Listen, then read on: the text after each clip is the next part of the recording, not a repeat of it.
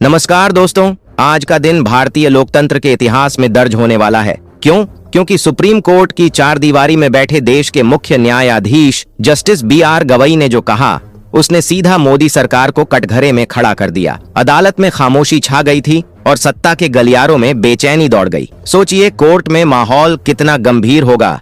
सामने केंद्र सरकार के वकील तुषार मेहता खड़े हैं। वो बार बार आंकड़े गिना रहे हैं। 1970 से अब तक 17,000 विधेयकों में से केवल 20 ही रोके गए और 90% विधेयक एक महीने में मंजूर कर दिए गए। सुनने में तो यह बयान बड़ा मजबूत लगता है, लेकिन तभी जस्टिस गवई ने ठंडे मगर धारदार लहजे में पूछा, तो फिर यह 4 साल का इंतजार कौन समझाएगा? 4 साल तक अगर कोई बिल राज्यपाल के पास पड़ा रहे तो क्या यह सामान्य है? बस दोस्तों, इतना कहना था और पूरा कोर्ट रूम सन्न हो गया। सरकार की तरफ से कोई सीधा जवाब नहीं था। तुषार मेहता की दलीलें वहीं ढह गईं। जस्टिस गवई कौन है? ये सिर्फ एक नाम नहीं है, बल्कि उस उम्मीद का चेहरा है जिसे जनता न्यायपालिका में तलाशती है। हमने देखा है कि देश की अदालतों में कई बार फैसले देते समय सत्ता का दबाव दिखता रहा है। कुछ जज रिटायरमेंट के बाद राज्यसभा की सीट ले लेते हैं, कुछ गवर्नर बन जाते हैं, लेकिन जस्टिस गवई का साफ कहना है, मैं न झुकने वालों में से हूं न बिकने वालों में से। मुझे रिटायरमेंट के बाद किसी की गोद में बैठना नहीं है, यानी उनके सामने सिर्फ संविधान है।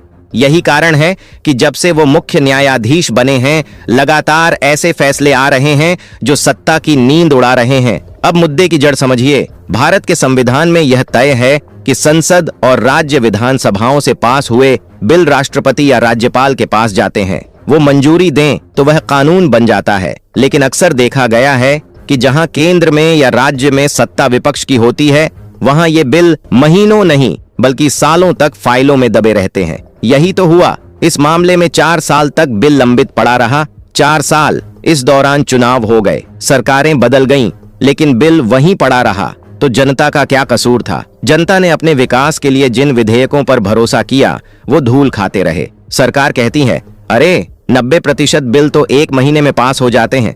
सही बात है, लेकिन सवाल यह है कि वो 90% बिल किसके थे? जवाब साफ है, वही बिल जो केंद्र की सरकार के लिए फायदेमंद थे। विपक्ष के राज्यों के बिल सालों तक अटकते रहे। दोस्तों, यह सिर्फ तारीखों का खेल नहीं, यह ताकत का खेल है।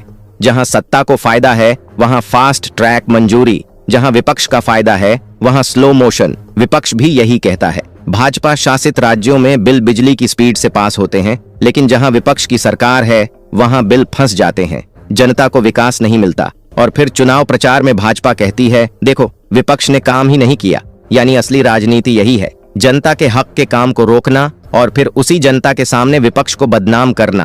अब जरा जनता के नजरिए से सोचिए, अगर कोई बिल शिक्षा के लिए है तो उसका फायदा बच्चों को मिलेगा।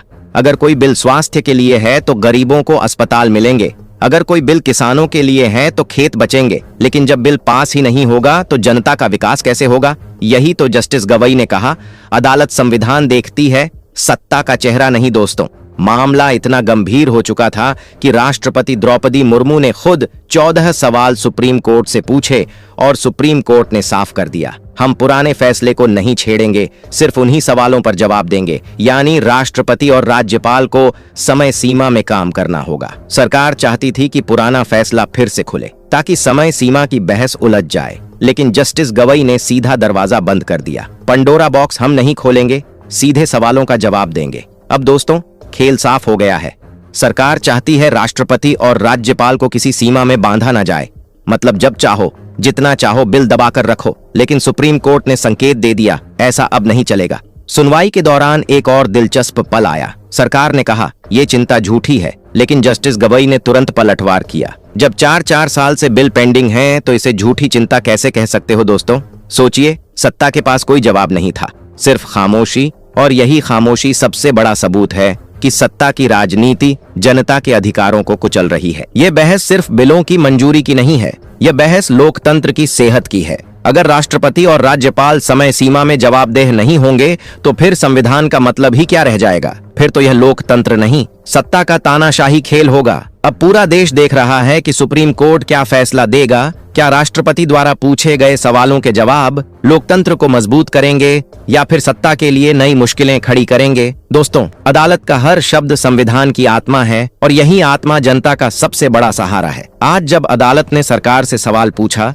तो यह सिर्फ एक कोर्टरूम का मामला नहीं था, यह हर आम आदमी की आवाज थी जो बरसों से पूछ रही है, हमारे अधिकार कब तक दबे रहेंगे? दोस्तों, याद कीजिए, जब मोदी सरकार को खुद की जरूरत होती है तो बिल 3 दिन में पास हो जाते हैं, चाहे सीएम पीएम को जेल भेजने वाला कानून हो या किसी खास प्रोजेक्ट का मामला। लेकिन जब जनता के हित का कानून विपक्ष की सरकार से आता है तो वही बिल सालों तक पेंडिंग रहते हैं। यही दोहरा चरित्र आज अदालत ने उजागर कर दिया। जनता अब सब समझ रही है। वो जानती है कि अगर बिल पास होंगे तो स्कूल बनेगा, अस्पताल खुलेगा, किसानों को राहत मिलेगी, लेकिन अगर बिल दबा दिए जाएंगे तो फायदा सिर्फ सत्ता को होगा, नुकसान जनता का। दोस्तों, सुप्रीम कोर्ट ने बार बार दिखाया है कि जब भी लोकतंत्र खतरे में पड़ता है, अदालत खड़ी होती है।